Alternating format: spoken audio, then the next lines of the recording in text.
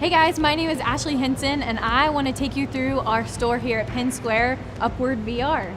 As you can see, you'll see a whole bunch of color and signage. One of our main things that we wanted to focus on when we opened the store is the fact that we're in a mall and it's super busy, and so we're gonna have to try and get people's attention somehow. So we have TVs that show different VR games and show you kind of how VR works, as well as it shows our promotions and slideshows and whatnot. This is one of the main things that draws people attention, is stopping and watching the TVs. So that was one of the biggest things that we felt like was important. We also have banners that show what promotions we have. We've got our summer pass going on, we've got events going on, and then finally we have a how it works sign, which people always stop at just to try and figure out what VR looks like and how it works here.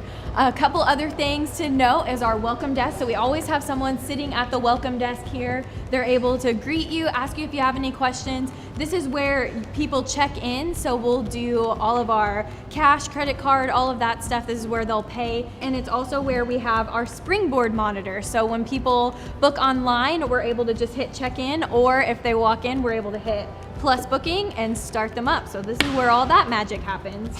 Another thing that we have is a demo station. We found that also, since we're in a mall, we need to attract people's attention, and so we do Richie's Plank Experience. And we made sure that it was here at the front of the mall so that when people are freaking out and screaming and don't want to jump off the plank, it draws some crowd and people want to know more, and so we offer our free demo station. Another thing that we have at the front of the store is our race station over here. So at first we started out with the race station in the middle of the store, but we quickly discovered that when people see a chair and pedals, they're really intrigued. So we moved it to the front of the store, and our racing station purchases increased over half. Like, we went from having every now and then people purchasing it to at least 30 in a day or so wanting to do it. So this is our race station.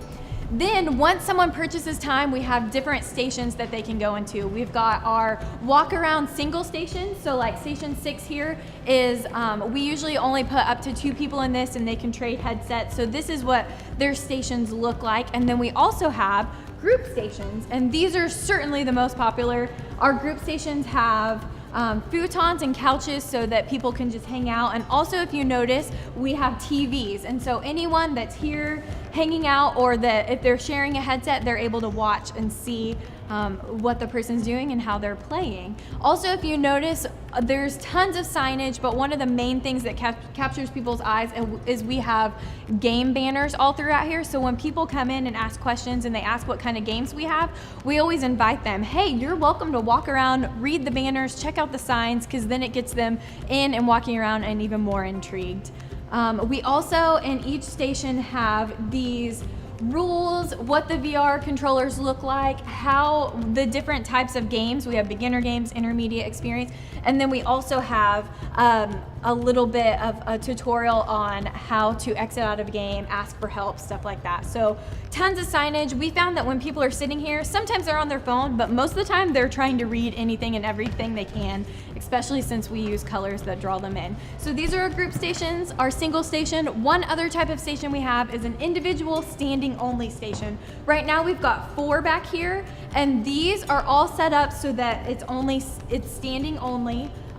Usually if we have a group come in and want to play multiplayer, this is our first place that we put them, so that they're all back here, they can talk together and are able to play. Something that's really important to note though about these stations is that all 4 stations are on 2 base stations. So if you are just starting an arcade, something that you'll think is incredibly interesting is that you don't have to use 2 base stations for every single station that you set up. You can spread them out. So for 4 stations right here, we have 2 base stations, and that has helped us out as far as spacing and as far as making everything just easier. Next, I'm going to show you our event space. So we book about 3 to 4 events per week. It's huge for us, and this is what our event space looks like.